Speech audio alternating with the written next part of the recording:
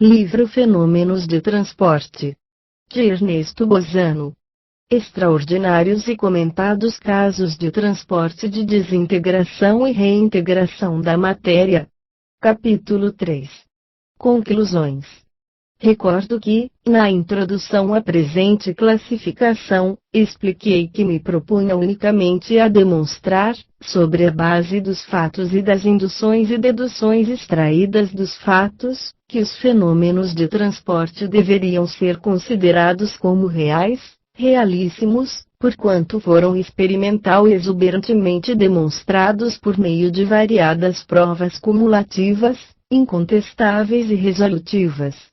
Essa demonstração se tornava necessária, porquanto a existência real desses fenômenos supranormais era ora vigorosamente negada, ora posta em dúvida por eminentes homens de ciência, profundamente versados nas disciplinas metapsíquicas, isentos de preconceitos misoneístas, ou seja, aversão em relação a mudanças, entre os quais se achavam personalidades que já há muito haviam aderido à interpretação espírita de uma parte das manifestações mediúnicas. E, refletindo sobre as causas que determinavam esse persistente ceticismo nas altas fileiras dos dirigentes do movimento metapsiquista, ou seja, estudo dos fenômenos psíquicos, como a clarividência, a telepatia, etc., convenci-me de que isto era devido ao fato de não se ter nunca pensado em reunir, classificar e analisar certo número de fenômenos de transporte em uma monografia especial, e tal falta tinha como consequência que, embora existissem numerosos casos do gênero, produzidos em condições indubitáveis, se encontravam eles dispersos em livros e revistas e ficaram assim ignorados pela maioria dos cultores das pesquisas metapsíquicas. Sendo esses os motivos que me induziram a escrever a presente monografia, será útil mencionar as opiniões de alguns dos mais autorizados homens de ciência que se declararam céticos ou ainda não convencidos dos fenômenos de transportes e da penetração da matéria através da matéria. Para começar, recordarei que Hartmann, cuja mentalidade era de tal modo aberta a quaisquer novidades científicas, desde que fundadas sobre fatos, longe de deter-se frente à fenomenologia mediúnica, a aceitou quase integralmente, inclusive as materializações de fantasmas, mas fez exceção dos fenômenos de transporte e da penetração da matéria através da matéria, que classificou entre a categoria dos fenômenos particularmente inverossímeis. Quanto a Frank Podmore, este se manteve irredutível com referência aos fenômenos de transporte, que explica, em massa, com a hipótese da fraude ou da mentira por parte de quem os referia. E, quando se encontrava frente a episódios em que parecia logicamente absurdo recusar a hipótese em apreço, então se refugiava na hipótese alucinatória, porém, como esta não parecia também sustentável por causa do testemunho coletivo, tinha distinções, sutis e laboriosas, a fim de explicar que não tencionava referir-se a alucinações patológicas propriamente ditas, a qual se compreende logo, não podiam sempre admitir-se nos casos de testemunhos coletivos, mas sim a uma categoria especialíssima de ilusões ou falsas percepções que, em muitos casos, teria representado somente uma reação levemente anormal dos estímulos sensoriais ou, em outras palavras, uma percepção em que os processos associativos teriam feito emergir uma ideia falsa. Modern Spiritualism, volume 2, página 247. Mas, nem mesmo com essa laboriosíssima e obscuríssima hipótese, combinada com outras, conseguiu Podmore dar explicação a certa série de fenômenos de transporte obtidos com médiuns acima de quaisquer suspeitas, em sessões dirigidas por hábeis experimentadores, nas quais a natureza dos objetos transportados excluía quaisquer formas de alucinações ou ilusões. Assim, por exemplo, ele se encontrou atrapalhado e contrariado com respeito aos fenômenos de transporte obtidos com a médium do professor Flournoy, senhorita Helene Smith, e com a mediunidade do reverendo William Stainton Meses, e então Pudmore saiu-se do obstáculo acusando os dois médiums de haverem fraudado conscientemente. Modern Spiritualism, volume 2, página 326. Depois, veio o conde Petrovo Solonovo que, em vez de admitir a existência real dos fenômenos de transporte, não hesitou, por sua vez, em acusar a integérrima pessoa do reverendo Moses de práticas fraudulentas. Argumenta ele nos seguintes termos. Sabe-se que as provas da realidade dos fenômenos transporte ligam-se, em sua maior parte, ao nome reverendo Stainton Moses, pois, a não ser dele, quase nada conheço de outros episódios do gênero, dignos de atenção. Ora, por isso, no que se refere a Moses, não pode haver dúvida sobre o fato de que a grande maioria dos fenômenos obtidos com a sua mediunidade, inclusive os transportes, é suscetível de ser explicada pela fraude, necessariamente consciente em muitos casos e talvez inconsciente em outros.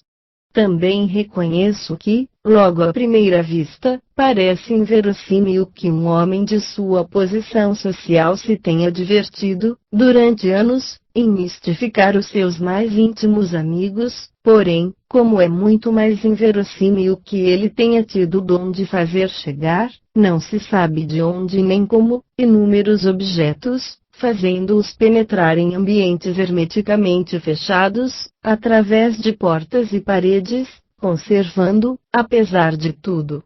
as suas formas primitivas, segue-se que, em tal contingência, só temos a escolher, como já foi dito, entre um milagre físico e um milagre moral, ou então entre uma impossibilidade física e uma improbabilidade moral e, assim sendo, não há motivo para hesitar-se na escolha. Proceedings of T.S.P.R., volume 25, página 415. Em outras palavras, o conde Petrovo Solonovo põe a questão em termos simplistas. Os transportes são impossíveis, portanto é claro que o reverendo Stainton Moses fazia truques.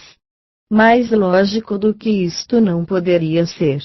Mas, ao contrário, se os transportes fossem impossíveis, onde iria parar a lógica irrefletida de mérito crítico? Ele sentir-se-ia provavelmente atormentado pelos remorsos por haver caluniado e difamado uma das mais nobres e íntegras figuras do neo-espiritualismo.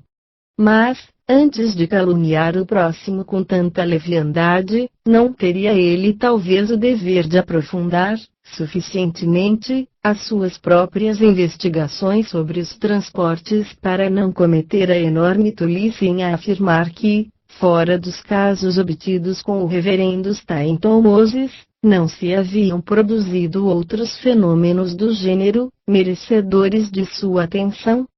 Seria difícil encontrar-se um descuido mais edificante do que este como a prova de tamanha ignorância sobre um assunto por parte de quem, com tanta firmeza de juízo, acusa Moses de práticas fraudulentas. Temos, até aqui, examinado uma forma de ceticismo de tal sorte gratuita e absurda que se tivesse de tratar unicamente desta não seria caso de levá-la em consideração.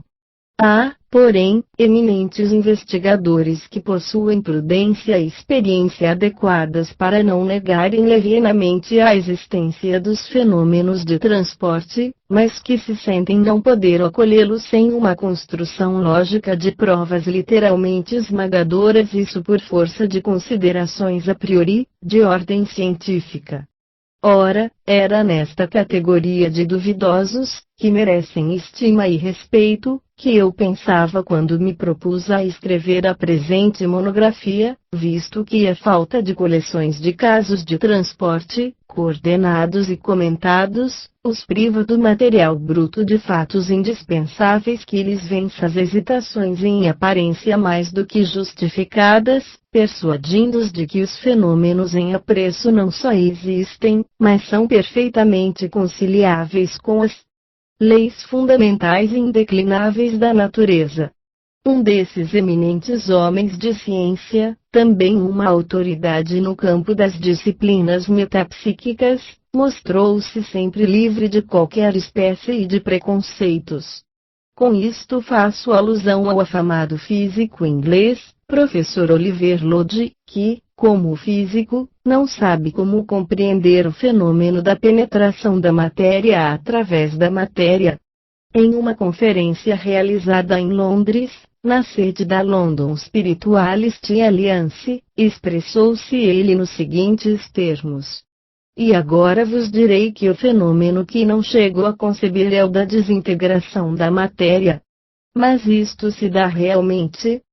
Sabeis que, no caso dos transportes em ambientes hermeticamente fechados ou no caso de um objeto retirado de uma caixa bem fechada e lacrada, os experimentadores explicam que o objeto foi desmaterializado em um lugar e rematerializado em outro.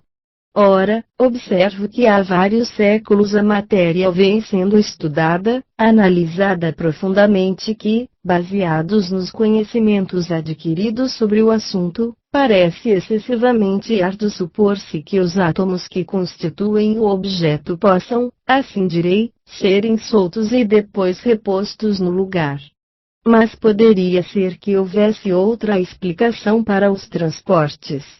Poderão observar-me que, nestes últimos tempos, a natureza da matéria mudou, mormente de aspecto, para vossa mentalidade, isto por causa das descobertas feitas com relação à constituição interior dos átomos, descobertas que vos ajudam a compreender.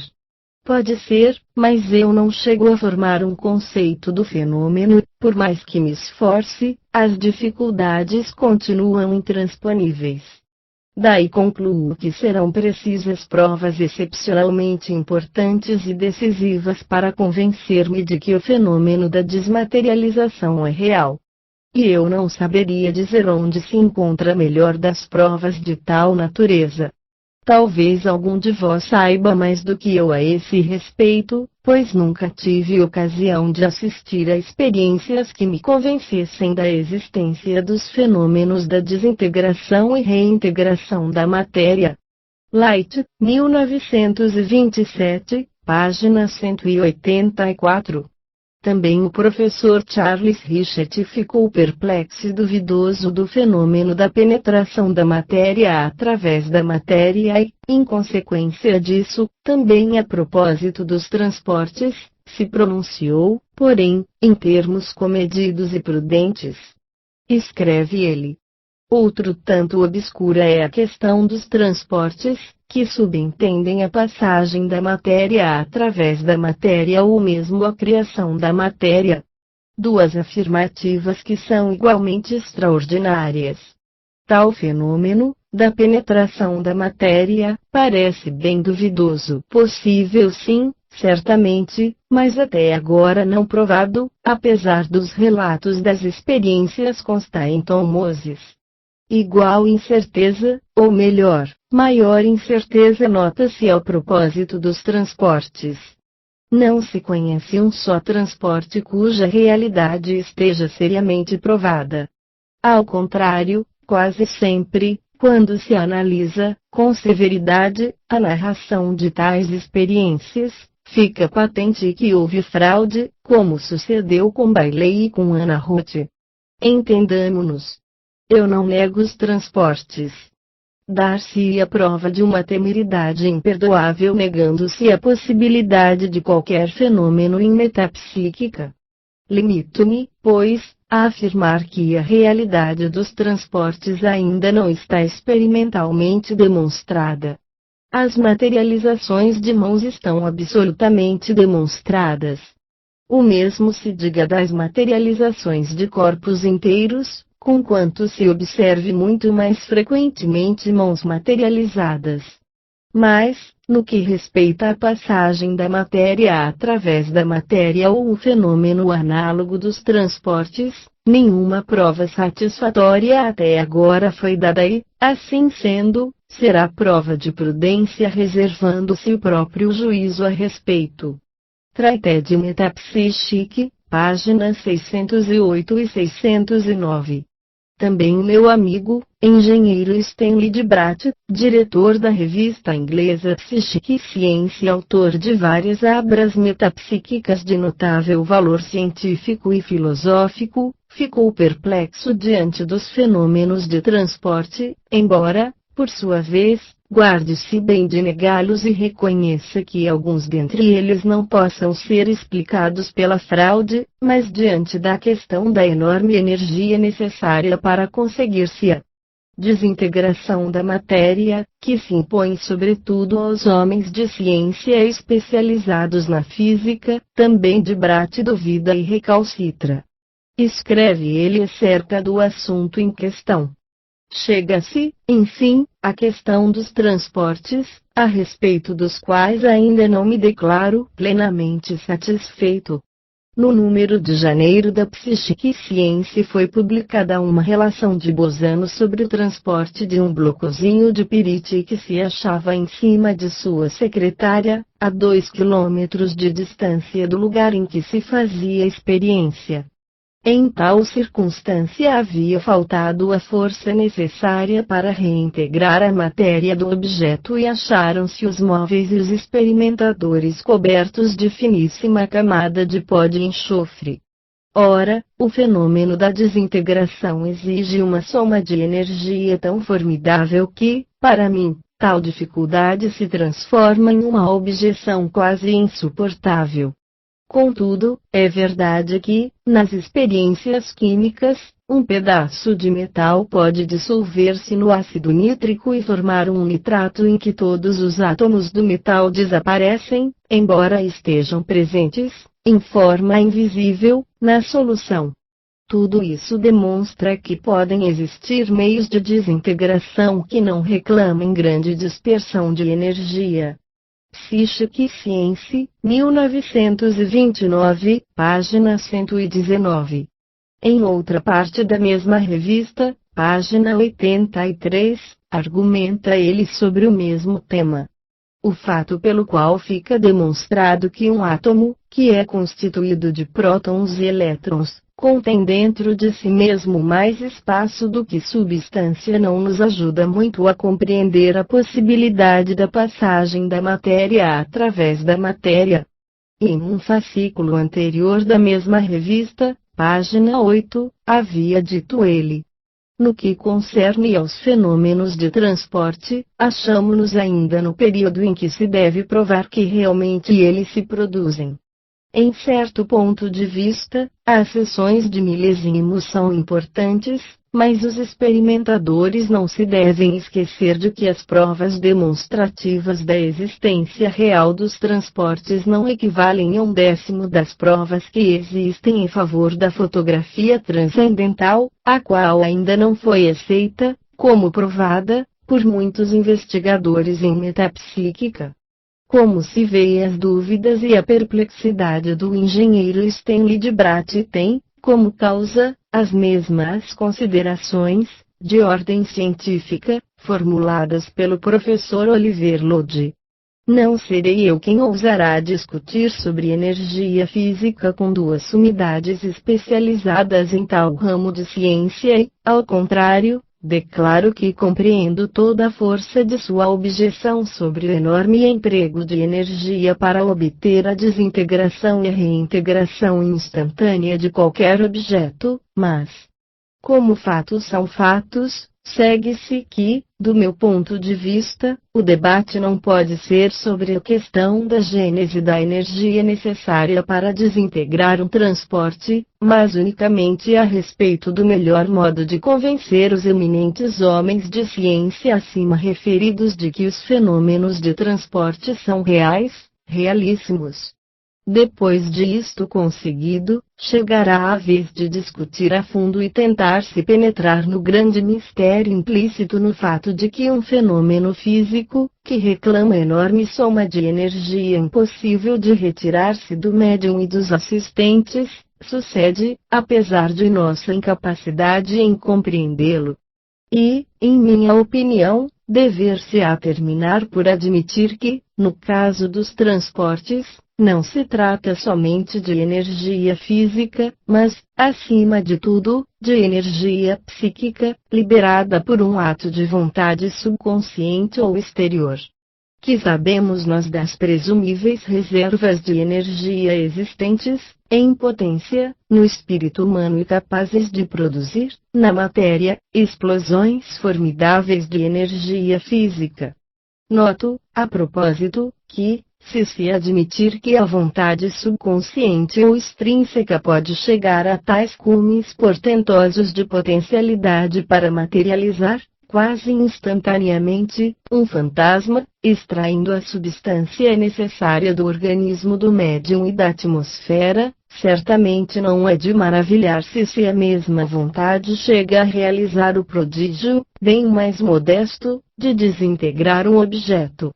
E, a propósito da soma formidável de energia física presumivelmente liberada por um ato de vontade subconsciente, não será inútil que eu cite um trecho de certa mensagem transcendental que faz referência a tal assunto.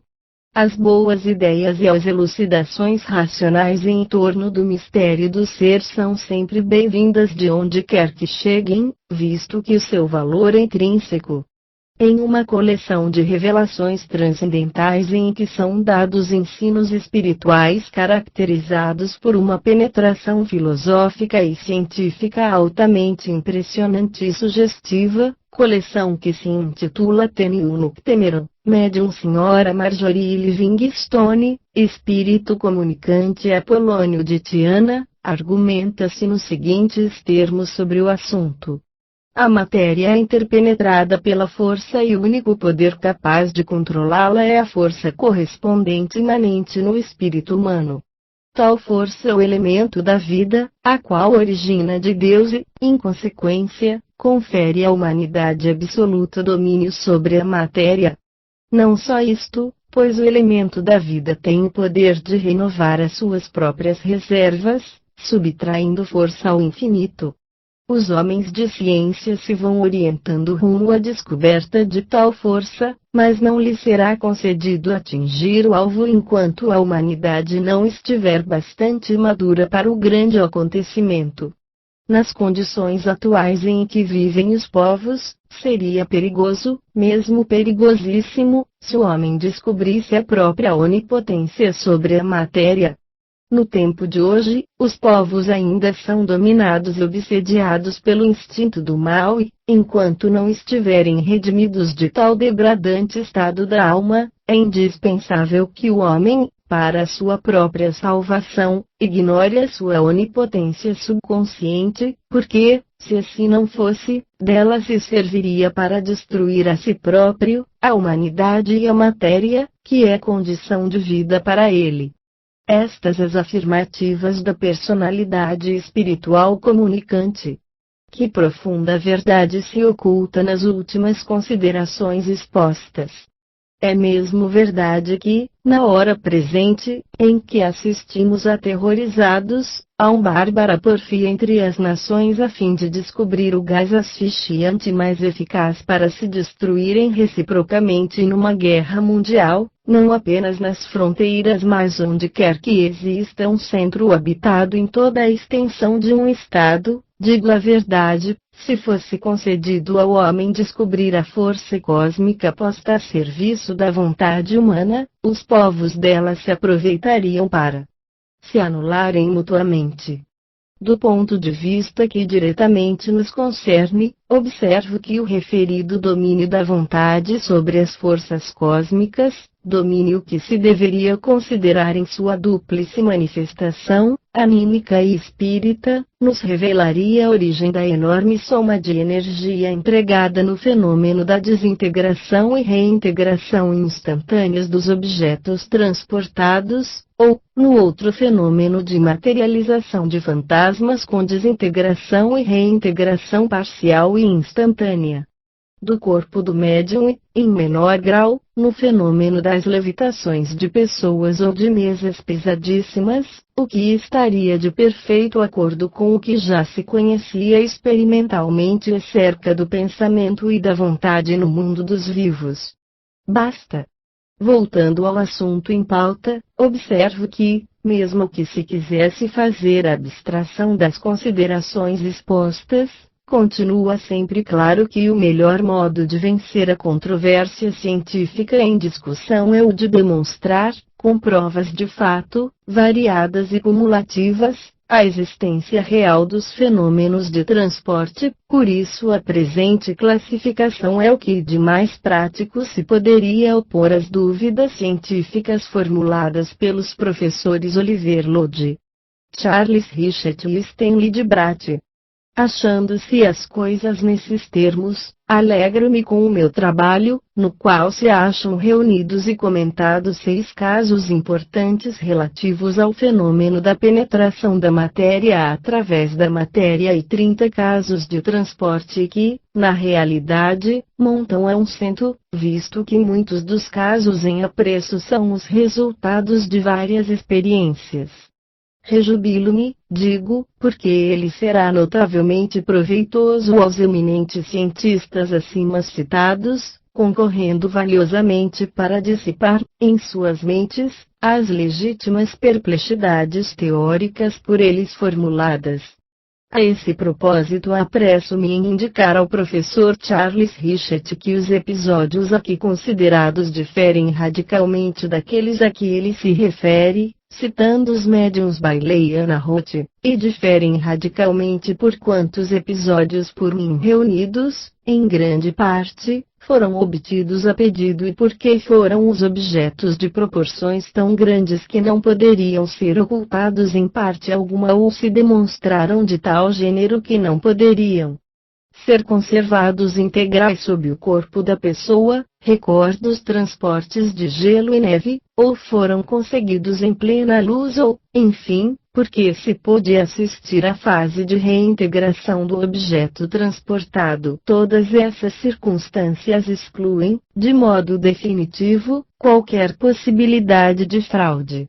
Com isto considero esgotada a discussão sobre a finalidade a que me propus no presente trabalho e quanto ao método de pesquisas adotado para chegar a essa finalidade. Resta recordar que, nos comentários aos casos por mim referidos, tive o cuidado de acumular provas sobre provas para a demonstração de uma outra verdade incontestável.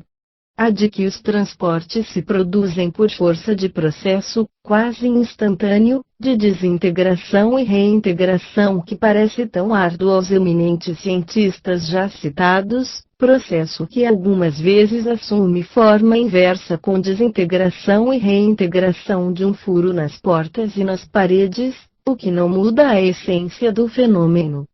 Por brevidade, não resumirei aqui toda a argumentação adequada desenvolvida no texto em demonstração de tal verdade, limitando-me a recordar as considerações principais. Em primeiro lugar, a circunstância dos transportes de pedra ou de metal que bastas vezes foram encontradas tépidas, quentes ou ardentes, conforme a estrutura atômica dos mesmos objetos, o que, sobre a base das transformações físicas, dever-se-ia realizar se nos achássemos diante de um fenômeno de desintegração e reintegração rapidíssima dos átomos constituintes da matéria. Noto, a propósito, que não se poderia encontrar outra explicação para o fenômeno térmico em apreço, fora desta aqui considerada, e esse é um detalhe de grande eloquência demonstrativa. Recordo, em segundo lugar, os casos referidos, de experimentadores que, em plena luz, assistiram ao fenômeno de reintegração do objeto transportado e a este também um detalhe de importância resolutiva. Lembro, em terceiro lugar, a circunstância de que, ao serem interrogadas a respeito, as personalidades mediúnicas, que deveriam saber o que fazem e como fazem, informaram, concordes entre si, que desmaterializavam e rematerializavam os objetos transportados ou uma seção adequada das portas ou das paredes, concordâncias estas bem importantes tanto mais que os médiuns, por meios dos quais foram obtidas as explicações, ignoravam, absolutamente, que entidades mediúnicas tivessem antes dado informações idênticas. Acrescento, enfim, que recentemente, por iniciativa do British College of Psychical Science, de Londres, foram feitas numerosas tentativas a fim de serem fotografados os transportes no instante mesmo em que se reintegravam e, com a mediunidade do Sr. Line, um mineiro, obtiveram-se várias fotografias muito animadoras. Entre outras coisas, chegou-se a fotografar uma colherinha de sal no momento mesmo em que se materializava. Nessa fotografia, publicada no número de julho de 1929 da Psychic Science, observa-se que a colherinha está provida de um longo pedúnculo retorcido, o qual, presumivelmente, se liga ao médium e serve para fornecer a energia necessária ao trabalho. Parece-me, portanto, que se deva considerar também resolvida essa questão das modalidades com que se realizam os fenômenos de transporte. Naturalmente, ao afirmar isto, não tenciono presumir que os homens de ciência tenham de considerar-se compensados de quanto tenham feito, até agora, nesta parte das pesquisas psíquicas, muito ao contrário, têm eles o dever de recomeçar a questão por conta própria, experimentando pacientemente, analisando e controlando os resultados conseguidos pelos seus predecessores, pois que somente a eficácia cumulativa de um grande número de experiências concordantes pode conferir a um fenômeno, ainda não conquistado pela ciência, o valor experimental exigido. Isto, porém, não impede que no restrito ambiente dos iniciados nas investigações metapsíquicas, isto é, no terreno dos competentes no assunto, não se possa reconhecer, desde já, o valor incontestável das provas fornecidas pelos casos aqui considerados. Quanto aos não iniciados na nova ciência, esses poderão esperar e é bom que esperem. Termino, referindo-me, de passagem, à questão teórica vertente sobre a gênese presumível dos fenômenos de transporte. A esse propósito, apresso-me a observar que os fenômenos em exame, por serem de ordem física, não podem por si mesmos fornecer provas diretas em demonstração da existência e sobrevivência do espírito humano, mas, ao mesmo tempo, acrescento que a hipótese espírita não tem necessidade dos transportes para ser demonstrada.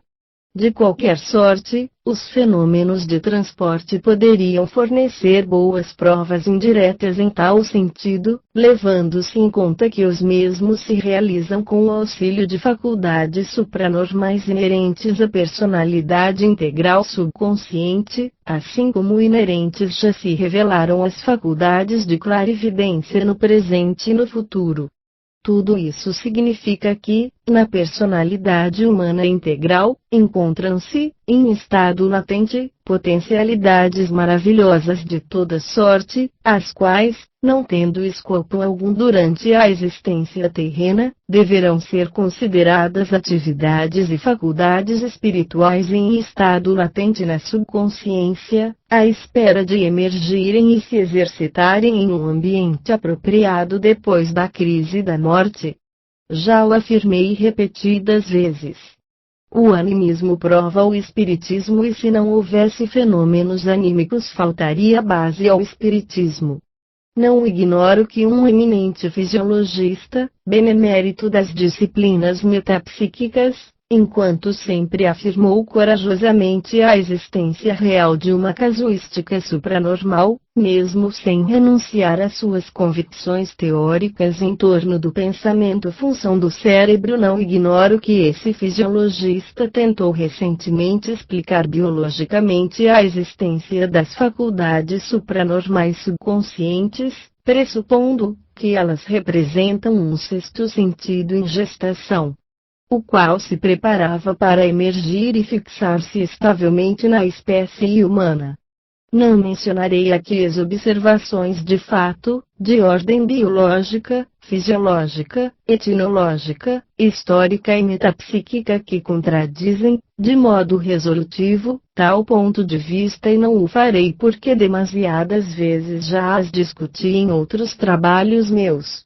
Limito-me, portanto, a considerar a hipótese do sexto sentido sob outro ponto de vista, e é que tudo concorre para demonstrar que as faculdades supranormais subconscientes nunca se tornarão normais, e isto porque são inconciliáveis com as condições em que se realiza a vida terrena.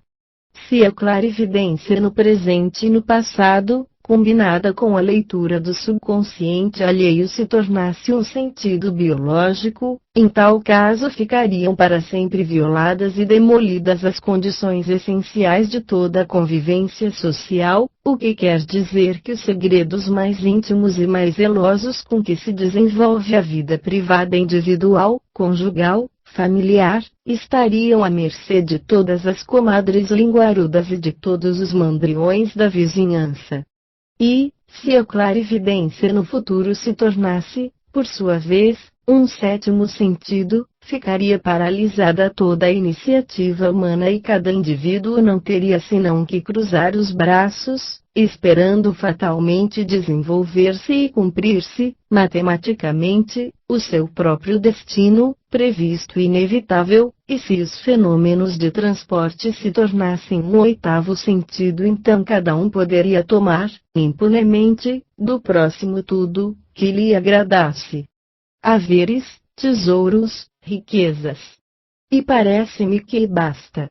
Noto que, das observações expostas, surge uma outra consideração rigorosamente lógica, embora bastante curiosa, e é que somente aos propugnadores da existência e da sobrevivência da alma é racionalmente concedido afirmar a origem subconsciente dos transportes, das premonições, das precognições, ou seja, conhecimento antecipado do acontecimento, ainda não vivido, das profecias, das visões clarividentes no presente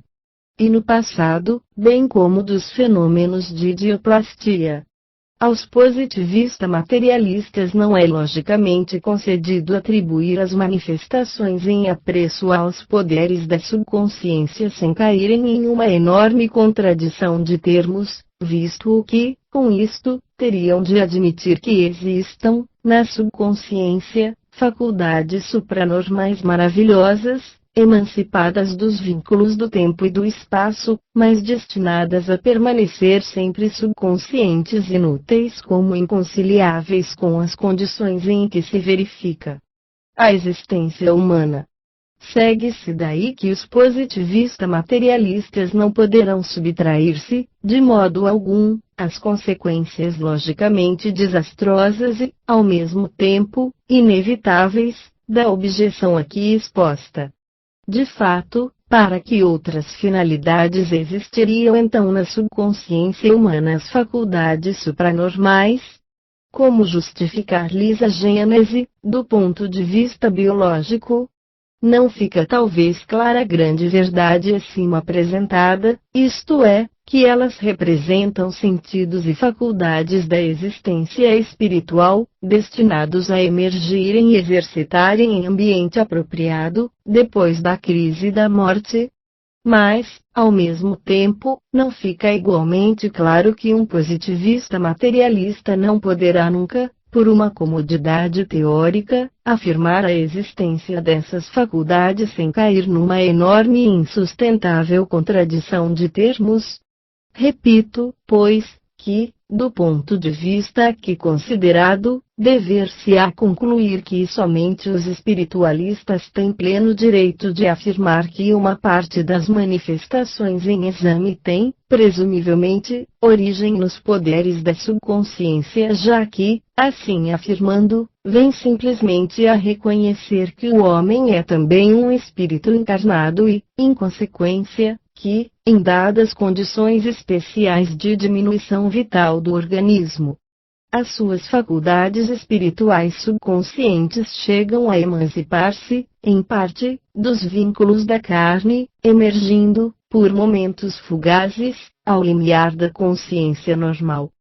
Fica, pois, entendido que unicamente os espiritualistas são lógicos quando atribuem aos poderes da subconsciência uma parte dos fenômenos portentosos, inerentes à casuística metapsíquica, enquanto que os positivistas materialistas não podem fazer outro tanto sem caírem em uma enorme heresia científica, segundo a qual existiriam, na subconsciência humana, faculdades psíquicas, atividades supranormais muitíssimo superiores às normais,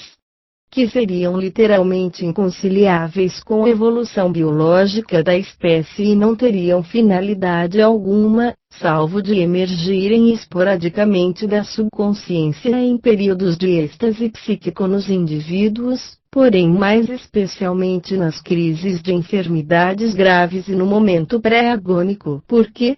para que nenhum positivista materialista jamais conseguirá desembaraçar-se dessa confusão de questões insolúveis, o que equivale a reconhecer que aos negadores da sobrevivência não resta outra via de salvação que recusar-se cega e obstinadamente a admitir a existência de uma casuística supranormal. Isto estabelecido, reconheço, baseado na análise comparada dos fatos, que se deva ter como presumível que uma parte dos fenômenos de transporte tenha origem em um ato de vontade de personalidade subconsciente do médium, o que, repito, não deveria pasmar grandemente quando se levar em conta as considerações expostas. Quero dizer que, se o espírito humano sobrevive ao corpo, então o homem é um espírito encarnado, mesmo quando ainda encarnado, e, assim sendo, nada mais natural que, nas crises de diminuição vital a que pode estar sujeita uma pessoa, e o transe é um estado provocado por minoração vital, devam emergir, em momentos fugacíssimos, as suas faculdades espirituais com a produção de manifestações supranormais, assim como as mesmas faculdades já emergiam espontaneamente durante o sono natural, o desmaio, o êxtase, a hipnose, a narcose e o coma.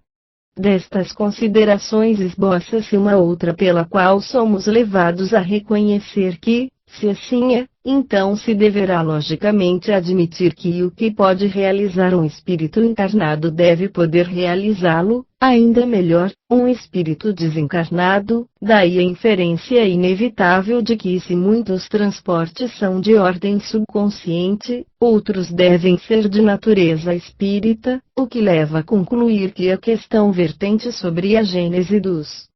fenômenos de transporte não é questão que se possa resolver a golpes de sentenças dogmáticas pró ou contra sua interpretação espírita, mas se deve resolver analisando, minuciosamente, caso por caso.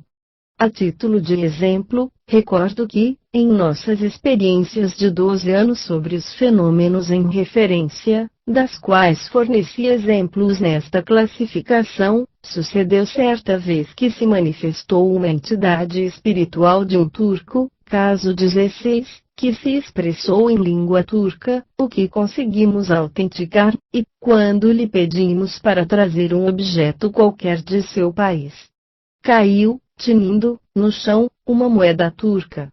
Ora, observo que, se levarmos em conta que nenhum dos presentes conhecia a língua turca, achamo-nos racionalmente na obrigação de admitir que, em tal circunstância, houvesse intervenção de uma entidade extrínseca ao médium e aos presentes e, Se assim é, então também o transporte da moeda turca deverá ser atribuído à mesma entidade espiritual e não à personalidade integral subconsciente do médium. Saliento ainda outra circunstância de fato, que me parece de tal modo importante e sugestiva, que força refletir seriamente, antes de atribuir a faculdade de produzir os transportes à personalidade subconsciente do médium. Tal circunstância já ficou patente no episódio ocorrido, em nossas experiências com Eusápia Paladino, caso 12, no qual o espírito guia, depois de haver trazido um grande pão, levou-o subitamente de volta e, quando lhe pedimos que o tornasse a trazer, observou: pertence à padaria que fica perto daqui. Se quer ficar com ele, dê-me 2 soldos. Neste caso eu havia observado que o ato de escrupulosa honestidade, de que havia dado prova o espírito guia de Eusápia Paladino, estendia-se, em regra geral, às personalidades mediúnicas que dirigem os fenômenos de transporte, segundo se observa o modo como se realizam todos os casos, e a natureza dos objetos transportados demonstra tudo isto, de maneira impressionante. Terminava eu declarando que me reservava para comentar, nas conclusões, tal circunstância de fato, que assumia grande importância teórica do ponto de vista da gênese presumível de uma boa parte dos fenômenos de transporte. Cumpro agora a minha promessa. E observo, antes de tudo, que os opositores da hipótese espírita, quando discutem a respeito dos transportes, se valem da circunstância de que os objetos transportados são insignificantes e privados de valor comercial, donde repisaram mais do que nunca no fato, para eles evidentíssimo, de que os fenômenos em questão não podem ter outra origem senão em um ato de vontade subconsciente. E fazem salientar, a propósito, quanto parece absurdo e inverossímil que uma entidade espiritual nada melhor tivesse para deixar como donativo aos viventes que uma pedra, um raminho, uma pérola falsa e assim por diante. Pois bem, tal circunstância de fato se traduz, ao contrário, na mais formidável abjeção que se possa lançar contra a tese da origem subconsciente dos fenômenos de transporte. A tal propósito, convém, antes de tudo, recordar que as personalidades mediúnicas explicam o fato da escassez de valor comercial dos objetos transportados, observando, concordes entre si, que isso sucede porque não lhes é lícito furtar e algumas vezes acrescentam que poderiam procurar objetos de valor, não pertencentes a ninguém, mas que lhes é proibido fazê-lo porque não se devem prestar a satisfazer uma baixa avidez de lucro. Reconheço que uma análise superficial das explicações expostas levaria a considerá-las desculpas esfarrapadas, forjadas, para ingênuos, pelas personalidades sonambúlicas subconscientes, porém uma análise mais aprofundada das mesmas explicações conduz, ao contrário, a conclusões diametralmente opostas. Reflitamos por um momento. Quando, efetivamente, a explicação, em massa, dos fenômenos de transporte tivesse que ser procurada exclusivamente na hipótese anímica, quer dizer, nas faculdades supranormais inerentes à personalidade integral subconsciente do médium, fica claro que, em tal caso, não deveriam existir outras restrições na escolha dos objetos a serem transportados senão as relativas ao volume e peso dos mesmos objetos, isto é, que se as vontades reunidas do médium e dos presentes se achassem concordes em desejar o transporte de um dado objeto, esse deveria, infalivelmente, ser transportado aos seus pés, o que deveria verificar-se indiferentemente, tanto no caso em que o objeto pertencesse a um dos presentes, quanto no caso em que pertencesse a estranhos, tanto se tratasse de uma moeda de cobre quanto fosse uma moeda de ouro, tanto de um cartão de visita quanto de uma nota de banco. tanto de uma pérola falsa quanto de uma verdadeira. Ao contrário, todos sabem que tal equivalência entre os objetos transportados não existe, isto é, se um experimentador deseja-se o transporte de uma moeda de cobre, de um cartão de visita especial, de uma pérola falsa, ele muito frequentemente veria seu desejo atendido, mas, quando, ao contrário, quisesse, intensamente, o transporte de uma moeda de ouro que não fosse sua ou de uma nota pertencente a outrem ou uma pérola genuína a ser subtraída de uma casa de negócio, ele não poderia esperar nunca que a sua cobiça fosse satisfeita. Por quê? Por quê? Que relações existem entre um fenômeno mediúnico de ordem física e os ditames da ética? Não fica claro que, se uma relação existe, então o fato se mostra literalmente inexplicável pela hipótese do subconsciente? E não fica, pelo contrário, do mesmo modo claro, que a relação em apreço é plausibilíssima, baseando-se nas explicações fornecidas pelas personalidades mediúnicas. Em outros termos,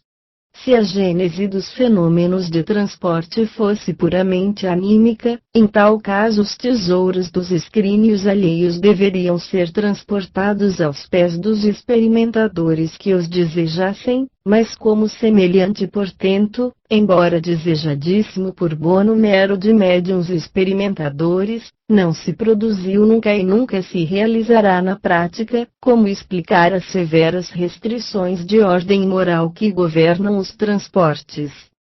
Sem exorbitar da hipótese anímica,